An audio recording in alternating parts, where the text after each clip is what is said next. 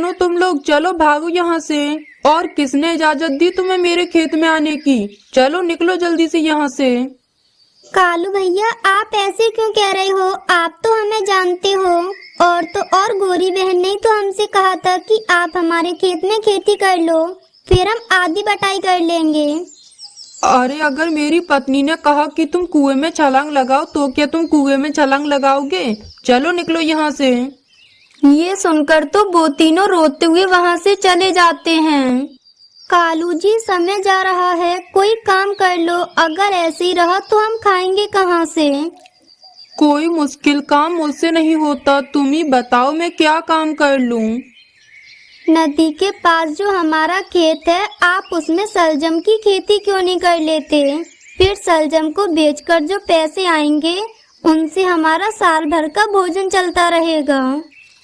गौरी, इतना मुश्किल काम मैं तो नहीं कर सकता। कालू जी, अगर तुम नहीं करते तो मैं चिड़िया से बात करती हूँ कि वो हमारे खेत में सलजम उगाए और फिर बाद में बांट लेंगे। ये बहुत मेहनत का काम है, वो छोटी चिड़िया ये सब कैसे कर सकती है?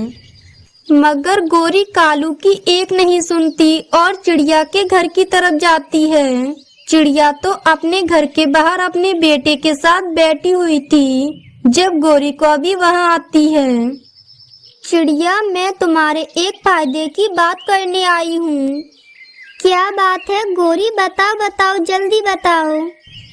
मेरा खेत खाली पड़ा है, तुम मेरे खेत में सलजम की फसल उगा लो और जब फसल तैयार हो जाए तो बाद में हम दोनों आधी आधी बांट लेंगे।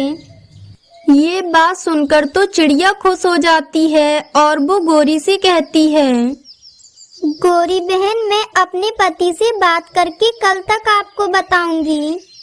चिड़िया, आधी फसल तुम्हारी और आधी फसल हमारी, कर लो बात अपने पति से।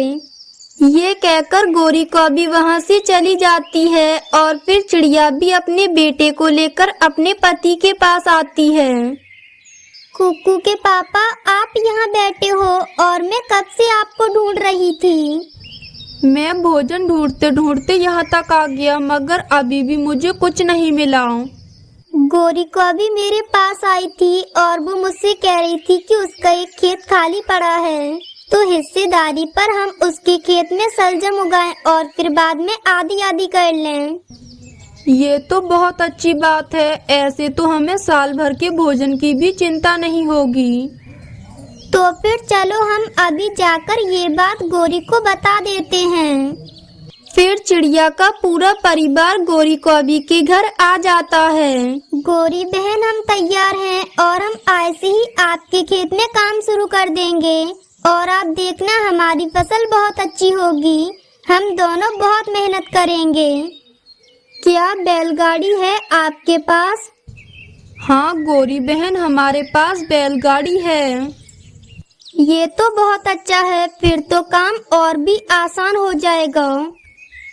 फिर उसके बाद वो दोनों पति पत्नी रोजाना सुबह सुबह आकर गौरी कौवी के खेत में काम करते हैं। कुछ ही दिनों बाद खेत में फसल उगना शुरू हो जाती है। फसल उनकी बहुत अच्छे से उगती है। दोनों पति पत्नी धूप छांव दे के बिना सारा दिन खेत में पानी देते हैं। ऐसे ही दिन और रात गुजरते जाते हैं और गर्मी बढ़ती है। उन दोनों की सलजम की फसल पककर तैयार हो जाती है और फिर एक दिन कालू और गौरी घूमते घूमते उस दिशा में आ जाते हैं।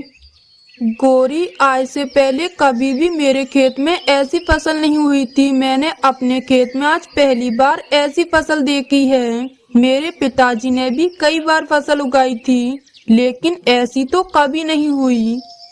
चिड़िया ने बहुत मेहनत से काम किया है, वो सारा दिन खेत में लगी रहती थी। गौरी, अब फसल तो तैयार हो गई है, क्यों ना अब चिड़िया इस फसल की खुदाई करने आए तो हम उसे भगा दें। कालू जी, मगर ये सब कैसे होगा? मैं ये सब कर लूँगा, तुम ये सब मुझ पर छोड़ दो और तुम बिल्कुल भी चिंता मत करो, मैं सब कर लूँगा।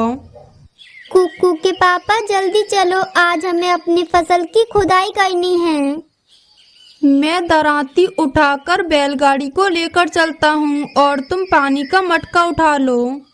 फिर वो सभी अपना सामान रखकर बैलगाड़ी को लेकर खेत पर आ जाते हैं। वो दोनों पति पत्नी शाम तक काम करते हैं और सारी सलजम खोदने के बाद वो दोनों उसे इकट्ठी कर लेते हैं कि तभी वहाँ कालू कौवा एक लाठी लेकर आ जाता है।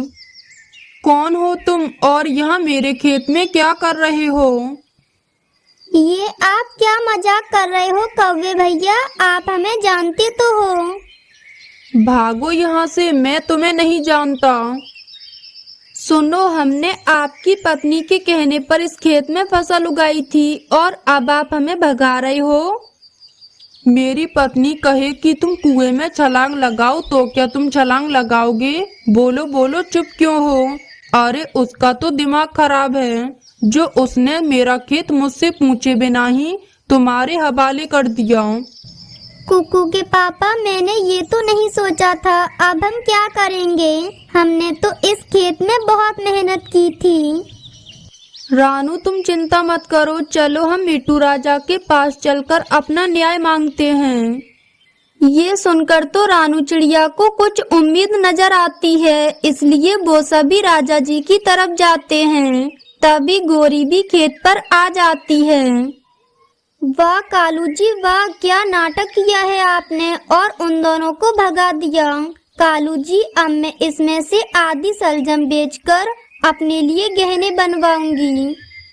गोरी और आधी सलजम बेचकर हम अपने लिए भोजन खरीद लेंगे और फिर उसे पूरी साल बैठकर खाएंगे। फिर वो दोनों पति पत्नी हंसने लग जाते हैं और इधर चिड़िया भी मिट्टू राजा को सारी बात बताती है। राजा जी, आप हमारा न्याय करो। हमने कालू कौवा और गोरी के खेत में बहुत मेहनत करके सलजम उगाई और जब उसे बांटने की बारी आई तो उन्होंने हमें वहां से भगा दिया। सैनिकों, जल्दी जाओ और कौवा और कौवी को बुला कर लाओ। फिर राजा जी का सैनिक जाता है और कौवा और कौवी को बुला लाता है। कौवे, अब चिड़िया ने तो अपनी कहानी बता दी है, अब तुम भी अपनी बताओ। राजा जी, वो खेत मेरा है और चिड़िया ने मुझसे पूछे बिना मेरे खेत में वो फसल क्यों उगाई? नहीं नहीं राजा जी, हमें गोरी कौवी ने फसल उगाने को कहा था। राजा जी, ये है मेरी पत्नी गोरी कौवी और इसका तो दिमाग ठीक नहीं है, ये तो पागल है, पागल। राजा जी, मैंने तो चिड़िया से मजाक किया था और चिड़िया तो उसे सच समझ गई, तो इसमें मेरा क्या दोष है? ये सब सुनकर तो राजा जी सब समझ जाते हैं कि सच क्या है और वो अपने सैनिकों से कहते हैं, सैनिकों, जल्दी से जाओ और कालू और गोरी के खेत से सारी सलजम की फसल बैलगाड़ी में भरकर यहाँ ले आओ। फिर राजा जी के सैनिक जाते हैं और सारी सलजम की फसल बैलगाड़ी में भरकर महल में ले आते हैं। फिर राजा जी कालू और चिड़िया को आधी आधी सलजम की फसल बांट देते हैं। चिड़िया तो राजा जी के न्याय पर बहुत खुश थी और फिर चिड़िया और उसका पति अपनी सारी सलजम की फसल बैलगाड़ी में भरकर खुशी खुशी अपने घर आ जाते हैं।